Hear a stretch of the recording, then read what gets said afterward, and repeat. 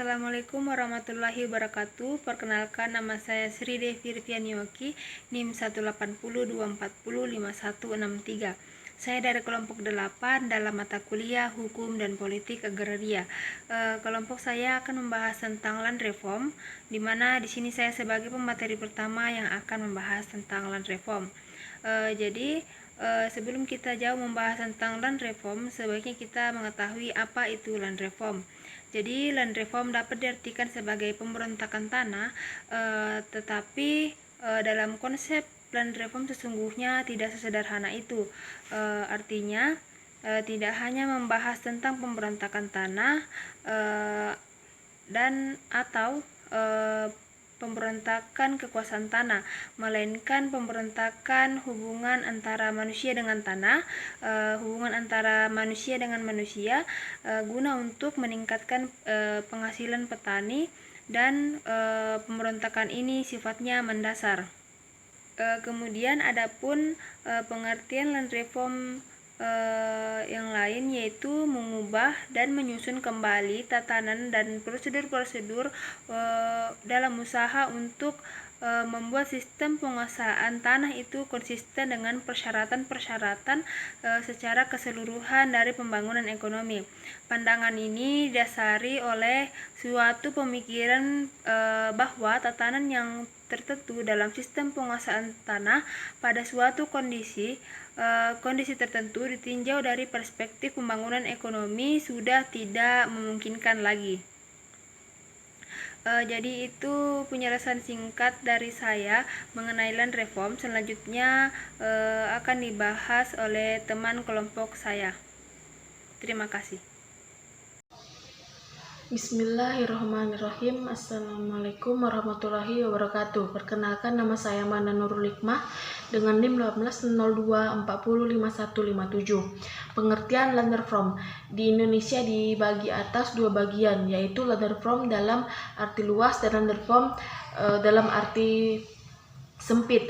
Yang pertama, land reform dalam arti luas yang dikenal dengan istilah agrarian reform atau panca program, terdiri dari pembaruan hukum agrarian, penghapusan hak-hak asing dan konsepsi-konsepsi kolonial atas tanah, mengakhiri penghisapan feodal secara berangsur-angsur, perombakan mengenai pemilik dan penguasa tanah, serta hubungan-hubungan hukum yang bersangkutan dengan penguasa tanah, perencanaan, persediaan, peruntukan, dan penggunaan bumi, air, dan kekayaan yang terkandung di dalamnya, serta penggunaan secara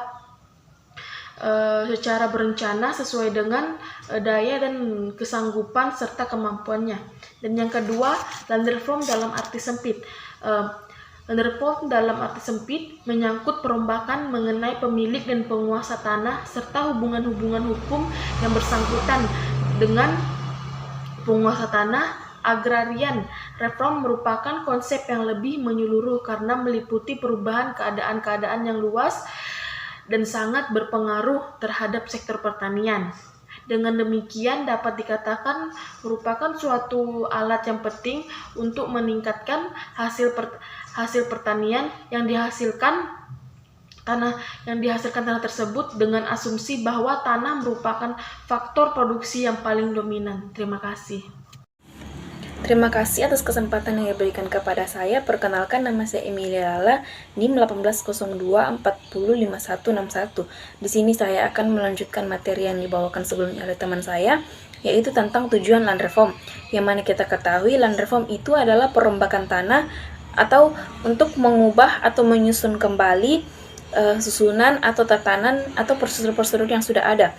Kemudian tujuan land reform yaitu untuk mempertinggi penghasilan dan tarif para petani, terutama petani kecil dan petani penggarap, sebagai landasan atau persyaratan untuk menyelenggarakan pembangunan ekonomi menuju masyarakat yang adil dan makmur berdasarkan Pancasila. Selanjutnya dikatakan bahwa tujuan land reform di Indonesia antara lain yaitu yang pertama, untuk mengadakan pembagian yang adil atas sumber penghidupan rakyat tani yang berupa tanah. Yang kedua, untuk melaksanakan prinsip tanah untuk para petani agar tidak terjadi tanah sebagai objek spekulasi dan objek lainnya seperti pemerasan. Kemudian yang ketiga, untuk memperkuat dan memperluas hak milik atas tanah bagi setiap warga negara Indonesia, yang maksudnya hak milik sebagai hak terkuat, bersifat perseorangan, dan bersifat turun-temurun.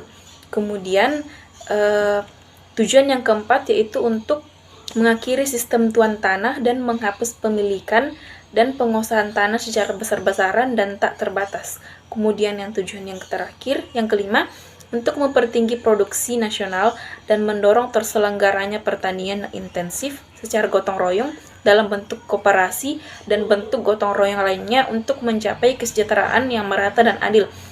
Contohnya seperti adanya pengkreditan khusus ditujukan untuk golongan para petani. Sekian materi yang saya bawakan, terima kasih. Assalamualaikum warahmatullahi wabarakatuh.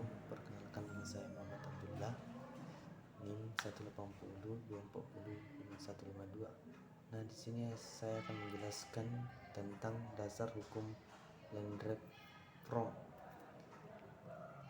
Dalam melaksanakan program land reform, pemerintah mempunyai dasar-dasar hukum, yaitu 1. Pancasila, konsep keadilan sebagaimana yang dijelaskan oleh Aristoteles dan para pemikir sesudahnya. Demikian juga konsep keadilan sosial yang tercantum dalam sila kelima Pancasila.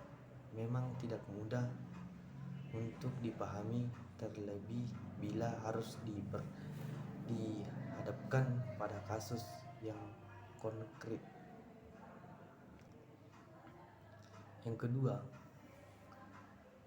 Undang-Undang Dasar 1945 secara konstitusional, pengaturan masalah perekonomian di dalamnya termasuk ekonomi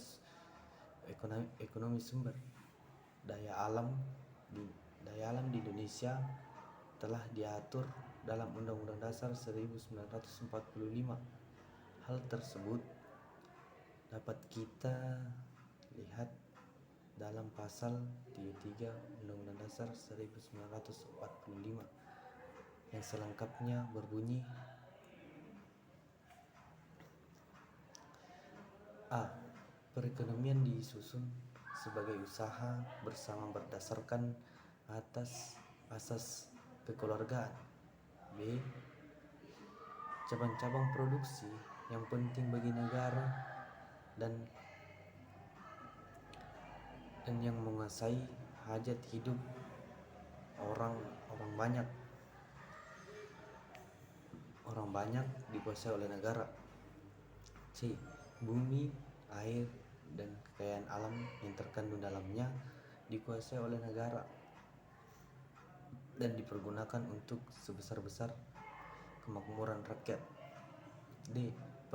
Perekonomian nasional diselenggarakan berdasarkan atas demokrasi, ekonomi, dan dengan prinsip kebersamaan, efisiensi, keadilan, berkelanjutan, berwawasan lingkungan, kemandirian, serta dengan menjaga keseimbangan, kemajuan, dan kesatuan ekonomi nasional.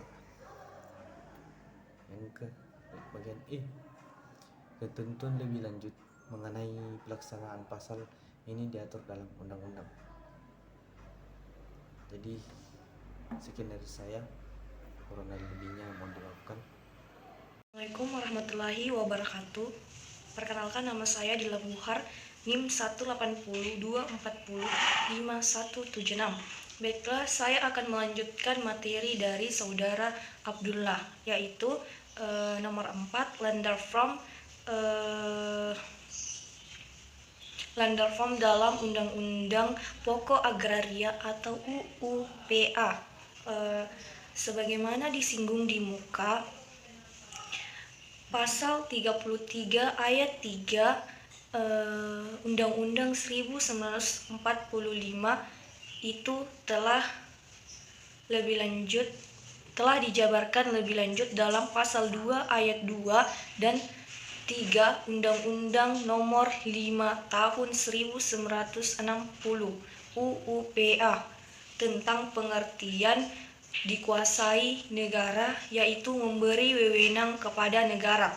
Ada 3, yaitu mengatur dan menyelenggarakan peruntukan penggunaan, persediaan, dan pemeliharaan bumi, air, dan luar angkasa. Yang kedua, mengatur dan menentukan hubungan-hubungan hukum antara orang-orang dan perbuatan hukum antara orang-orang dengan bumi, air, dan ruang angkasa. Yang ketiga, menentukan dan mengatur hubungan-hubungan hukum antara orang-orang dan perbuatan-perbuatan hukum mengenai bumi, air, dan ruang angkasa. Selanjutnya, nomor 4, beberapa peraturan ketentuan pelaksanaan Land Reform atau UUPA. Ada 5. Yang pertama, Undang-Undang Nomor 56 PRP 1960 tentang penetapan luas tanah pertanian. Undang-undang ini merupakan dari ketentuan pasal 7 dan 17 UUPA. Undang-undang ini mengatur 3 masalah pokok, yaitu penetapan luas maksimum penguasaan tanah dan luas minimum tanah pertanian. Yang kedua, Peraturan Pemerintah Nomor 224 Tahun 1961 yang telah diubah dengan Peraturan Pemerintah Nomor 41 Tahun 1964 tentang pelaksanaan pembagian tanah dan pemberian ganti kerugian. Yang ketiga, Undang-Undang Nomor 2 Tahun 1960 tentang perjanjian bagi hasil. Yang keempat, Peraturan Pemerintah Nomor 10 Tahun 1961 yang telah mendaftarkan tanah. Peraturan Pemerintah Nomor 24 Tahun 1997 tentang pendaftaran tanah. Yang kelima, Peraturan Menteri Dalam Negeri Nomor 15 Tahun 1974 tentang pedoman tindak lanjut pelaksanaan Land Reform. Perkenalkan, nama saya Hairul dengan NIM 18024055159. Saya di sini ingin melanjutkan materi dari teman saya, Saudari Dila Buhar. Materi yang saya bawakan yaitu program Land Reform. Sesuai dengan tujuan tersebut dan mengingat situasi dan kondisi agraria di Indonesia pada waktu itu, maka program Land Reform meliputi A. Pembatasan luas maksimum penguasaan tanah. B. Larangan pemilikan secara absenti. C. Redistribusi tanah-tanah yang selebihnya dari batas maksimum. Tanah-tanah yang terkena larangan absenti, tanah-tanah bekas swapraja, dan tanah-tanah negara. D. Pengaturan soal pengembalian dan penebusan tanah-tanah pertanian yang digadaikan. E. Pengaturan kembali perjanjian bagi hasil tanah pertanian dan penetapan luas minimum pemilikan tanah pertanian, disertai larangan untuk melakukan perbuatan-perbuatan yang mengakibatkan pemecahan tanah-tanah pertanian menjadi bagian-bagian yang terlampau kecil. Itulah tadi materi dari saya, kurang dan lebihnya mohon dimaafkan.